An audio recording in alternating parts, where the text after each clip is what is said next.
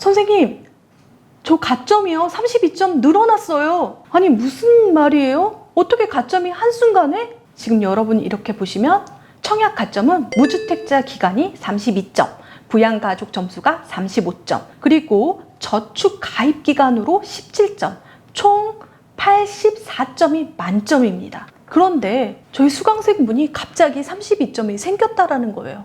어떻게 생겨요?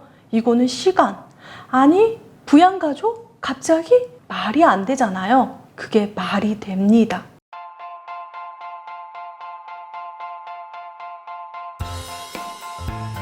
이분은 주택을 소유한 줄 알고 소유했어요. 그래서 무주택자 가점이 없다라고 생각했는데 그게 주택이 아니었습니다. 여러분들도 해당이 될 수 있어요. 끝까지 시청해 주세요. 여러분, 요거는 진짜 제가 나중에 한 장으로 정리해 드릴 텐데 정말 중요한 정보입니다. 주택 소유이지만 청약 가점 시 무주택자. 그러니까 주택을 소유했는데 사실 0점인데 아니라는 사람이죠. 그 중에서도 첫 번째, 상속입니다. 그런데 상속을 받았으니까 사실 등기부 등본에 내 이름이 올라갔죠. 그리고 지분을 갖고 있어도 여러분 소유자입니다. 하지만 상속을 받은 물건을 사실 당첨이 되고 3개월 안에 그 지분을 처분할 경우 무주택자가 되는 겁니다. 내가 만약에 지금 69점인데 갑자기 아버님이 돌아가셔서 상속이라는 게 안 받을 수가 없잖아요. 받게 된 거예요. 69점에서. 그러면 32점이 날아가 버리는 상황이 됐는데 청약을 안 하지 마시고요. 하세요. 하시고 만약에 당첨이 됐다 하면 그때 그게 상속이 3개월 지나면 안 됩니다. 3개월 안에 매도하시면 무주택자 가점을 인정받습니다. 그리고 사실 지방에 가게 되면 사용 승인일 20년 이상 경과된 단독주택이 있습니다. 8호제곱미터 이하의 단독주택. 엔드 조건이라는 거 꼭 기억하시고요. 그리고 도시 지역이 아닌 지역 또는 면의 행정구역, 수도권은 제외하고요. 이런 지역에 이런 주택이 있다면 무주택자 가점이 됩니다. 저는 사실 이런 예가 있었어요. 이분이 집이 있었는데 100제곱미터였는데 사실 상가로, 그러니까 어떤 가게로 50제곱미터를 쓰고 있고 50제곱미터는 사실 주택이었다라는 거죠. 그래서 실제적으로 이 사람이 무주택자를 받았습니다. 그래서 이런 거 꼭 기억해 두시면 되겠습니다. 그리고 3번, 4번은 여러분들이 한번 체크해 보시면 되겠습니다. 그 중에서도 20제곱미터 이하, 진짜 작은 거 있잖아요. 주택 소유, 이런 것도 사실 아닙니다. 그런데 이거를 2개 갖고 있고 3개 갖고 있으면 안 되고요. 단 하나입니다. 그리고 이거 진짜 중요한데요. 싱글 중에서 부모님이 만 60세 이상 넘은 부모님의 주택을 갖고 있는 세대원이라면, 이렇게 세대원이라면 나는 무주택자 세대 구성원이 아니구나라고 생각하지만 놀라운 사실, 무주택자 세대 구성원입니다. 우리나라는 효의 나라잖아요. 부모님의 주택은 괜찮아. 그렇게 생각하시면 되겠습니다. 단 만 60세 이상의 직계 존속이 소유한 주택 분양권에 같은 세대로 있는 사람입니다. 와, 갑자기 여러분 무주택자가 된 기분이 들 거예요. 그리고 사실 폐가이거나 주택이 멸실되고 주택이 아닌 용도로 사용하고 있는 경우, 그러니까 사실 폐가를 갖고 있는 분이 있었어요. 멸실해라. 그냥 부수면 주택이 사라지면 무주택자 가점이 그때부터 카운팅 된다. 그렇게 얘기를 해드렸거든요. 그래서 여러분 주택이 아닌 것인데 주택으로 등재되어 있더라도 다시 한번 확인해서 이 주택이 아닌 것으로 허락을 받고 여러분이 무주택자 가점을 만드시면 되겠습니다. 그리고 이런 말이 있어요. 8번에 무허가 건물.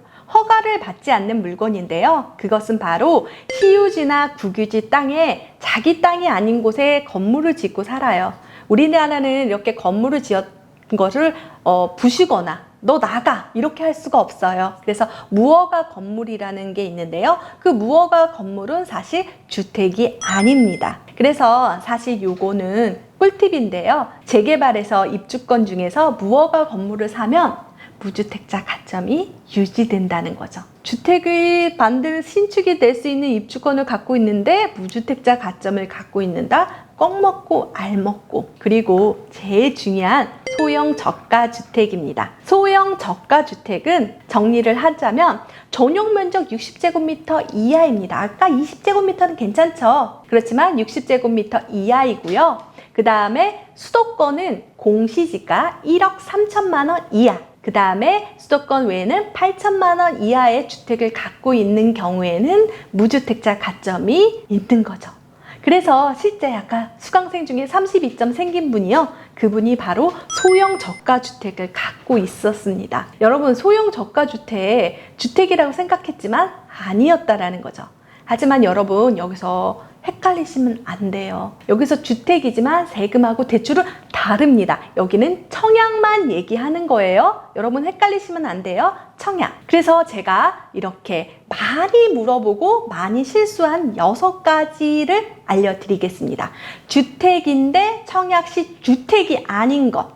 바로 상속주택. 3개월 이내 처분한다. 그리고 60세 이상의 부모의 집은 아니다. 소형 저가주택 기준점으로 아니다. 무허가 건물 아니다. 그리고 미분양 주택인데요. 이건 조금 어려운 건데요. 미분양. 아무도 청약을 하지 않은 분양권을 만약에 샀다면 미분양 주택인데 아직 그거에 대해서는 무주택자 가점을 유지할 수 있습니다. 그리고 여러분, 오피스텔은 주택이 아니에요. 주택 가점. 아파트. 오피스텔은 청약 시 무주택자입니다. 오피스텔은 여러 개를 갖고 있어도 100채를 갖고 있어도 10채를 갖고 있어도 무주택 가점이 유지된다는 거죠. 그런데 여러분, 대출하고 세금은 다르다. 꼭 기억하시고요. 마지막에 요거 진짜 착각하는데 주택인데 주택이 아닌 거는요. 민간 분양에만 해당이 됩니다. 특별 공급 안 됩니다. 공공 분양 안 됩니다. 여러분, 민영주택의 일반 공급 청약 시 적용되고요. 국민주택, 공공분양은 안 된다라는 거 체크하셨으면 좋겠습니다. 소형 저가주택은 무주택자라면서요. 공공분양 되냐고요? 안 됩니다. 꼭 기억하셔서 여러분들이 청약을 할 때 이런 것들도 있다라는 거. 많이 도움되셨나요?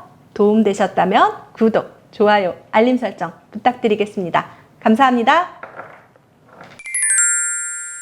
대한민국 재건축 재개발 지도가 출간됐습니다. 청약의 문턱은 높고 신축은 비싼 당신에게 천국으로 가는 비상구가 열렸다. 어려운 숫자를 몰라도 복잡한 과정을 한눈에 펼쳐지는 세상에서 가장 쉬운 재개발 재건축의 노하우를 담았습니다.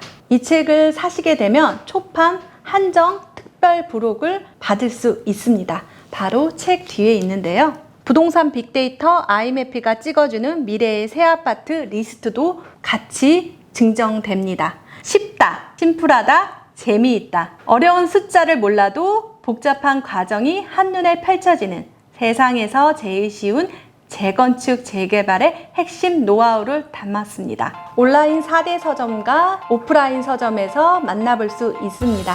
감사합니다.